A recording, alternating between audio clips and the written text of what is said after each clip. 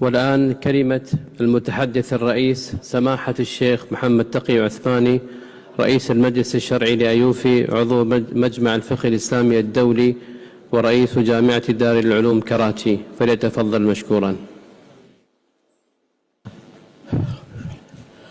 بسم الله الرحمن الرحيم. الحمد لله رب العالمين،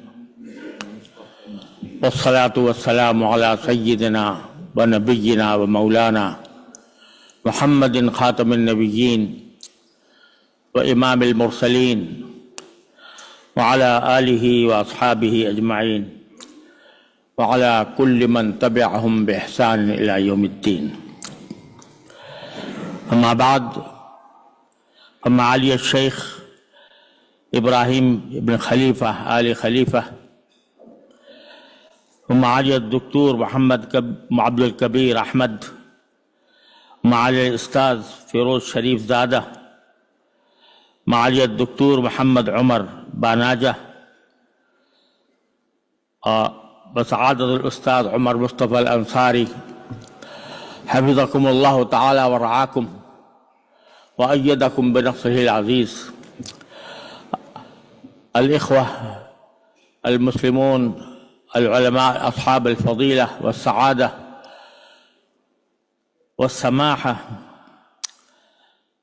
أحييكم بتحية الإسلام، فالسلام عليكم ورحمة الله تعالى وبركاته.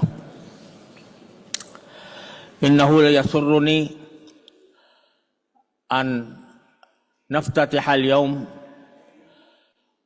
المؤتمر 23 من مؤتمرات أيوفي للهيئات الشرعية،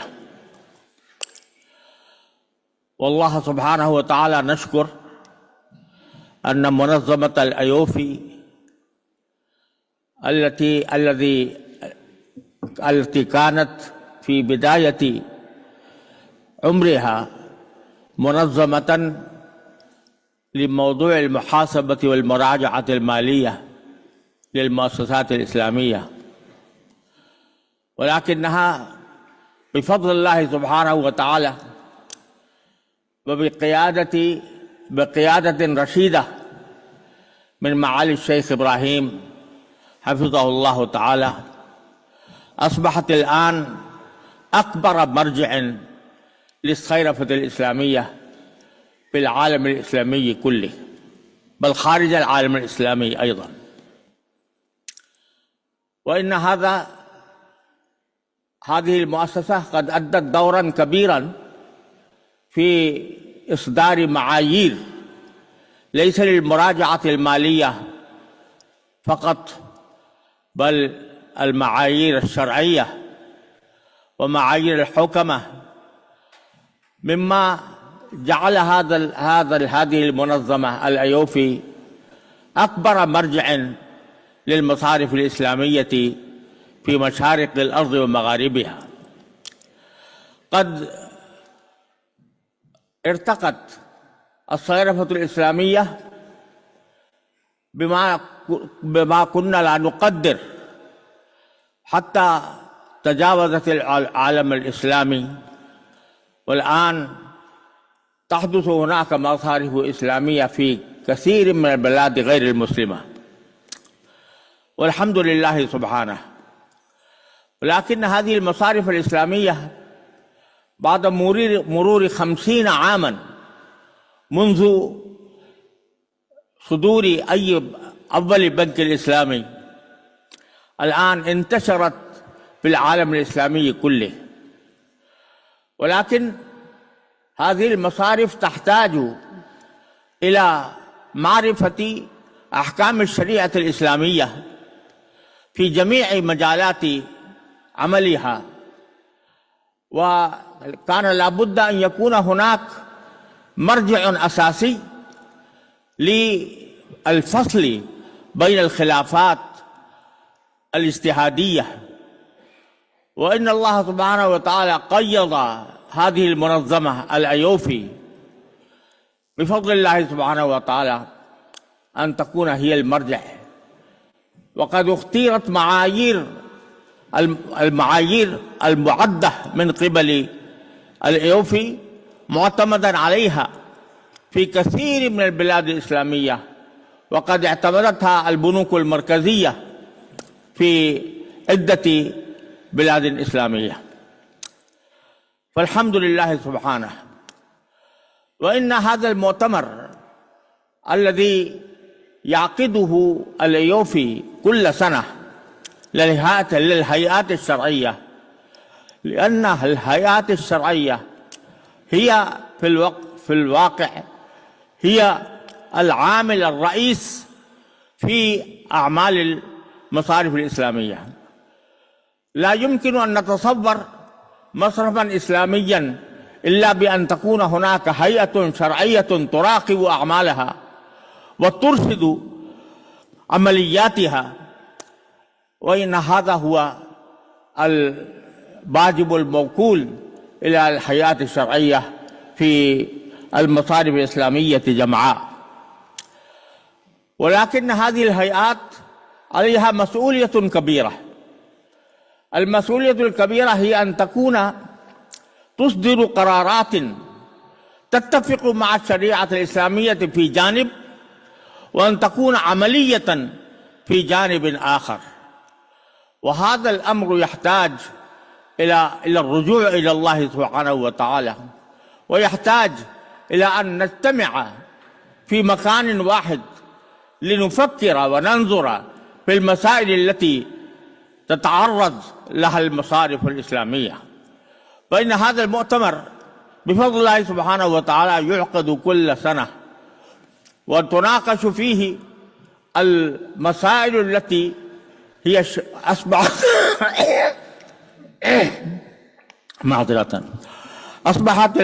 أصبحت المصارف الإسلامية تحتاج إليها.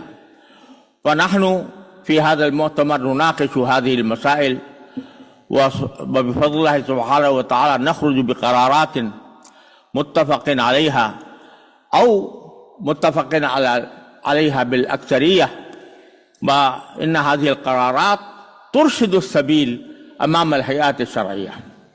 وهنا لا أريد أن أطيل، ولكن إنما أذكر نفسي وأذكركم بواسطتي أن المسؤولية التي تحملتها المصارف الإسلامية مسؤولية كبيرة، ونحن مسؤولون أمام الله سبحانه وتعالى، ونحن على خطر عظيم.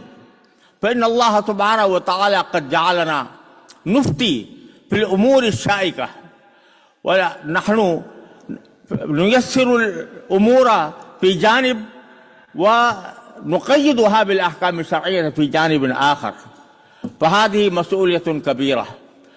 وإن كما سمعنا قبل قليل من آيات القرآن الكريم: فلا تغرنكم الحياة الدنيا ولا يغرنكم بالله الغرور. فلا بد لكل عضو من أعضاء الهيئات الشرعية أن يعترف بهذه المسؤولية الكبرى التي وقعت على عاتقه. فنحن مسؤولون أمام الله، فقبل كل شيء نحتاج أن نرجع إلى الله سبحانه وتعالى ونسأله التوفيق. وقد سئل الإمام الشافعي رحمه الله تعالى مرة أنه كلما سئل عن مسألة كان يتوقف وقفة قصيرة ثم يجيب، فسئل لماذا تتوقف وقفة قليلة قبل أن تجيب؟ قال: إني أعرض نفسي على الجنة والنار، أعرض نفسي على أن ما أقوله في الجواب يهديني إلى الجنة أو يهديني إلى النار، ثم أجيب بعد اعتقاد هذه المسؤولية. وينبغي لنا كأعضاء للهيئات الشرعية أن نشعر بهذه المسؤولية العظيمة. فهذه أول نقطة أريد أن أنبه نفسي وأنبه ببساطة جميع أخواننا وأخواتنا الذين يعملون في الصيرفة الإسلامية. والنقطة الثانية أن الصيرفة الإسلامية ليست في الحقيقة هو أن ندبر بعض العمليات من عملية تقليدية إلى عملية إسلامية، ولكن لها مقاصد عظيمة. فهذه الصيرفة الإسلامية ليست لأن تجمد على بعض العمليات التي قد حولناها من الغير الشرعية إلى الشرعية، وإنما ينبغي لنا أن نتخذ مقاصد الاقتصاد الإسلامي بين أعيننا، وما فعلناه حتى الآن لا يجب أن نتوقف عليه، ولا يجوز أن نتوقف عليه، بل ينبغي أن يكون أمامنا مستقبل أوسع هو الذي يهدينا إلى إنجاز المقاصد الشرعية التي أشار إليها الله سبحانه وتعالى بقوله جل وعلا: كي لا يكون دولة بين الأغنياء منكم. فينبغي الآن المصارف سواء كانت إسلامية أو غير إسلامية إنها تعمل لصالح فئة مخصوصة من الأثرياء، أما العامة فإنهم يعني بمبعد ومنعا عن أعمال المصرفية الإسلامية وغير الإسلامية. فينبغي أن نتدرج إلى هذا المقصد الجليل الذي يهدف إليه الاقتصاد الإسلامي وتوزيع الثروة فيما بين البشر بعدل وإنصاف مع الآخرين. وهذه النقطة ينبغي أن نكون أمام أعيننا في جميع تصرفاتنا، وأن لا نقف على حد بل نسعى إلى مستقبل أوسع إن شاء الله. وهذه نقطتان كنت أريد أن أنبه بها نفسي، ثم أنبه بها إخواني الذين يعملون في الهيئات الشرعية. وأدعو الله سبحانه وتعالى أن يوفقنا جميعا لنحدث كيانا اقتصاديا شرعيا يهدف إلى ما ذكره الله سبحانه وتعالى بقوله: كي لا يكون دولة بين الأغنياء منكم. والله سبحانه وتعالى أسأل التوفيق للأيوفي ولجميع الحياة الشرعية التي تعمل في البلاد المختلفة، وقد اجتمع أعضاؤها الآن بفضل الله سبحانه، فنريد أن نؤكد عزمنا بذلك، والله سبحانه وتعالى هو الموفق والمعين. والسلام عليكم ورحمة الله تعالى وبركاته.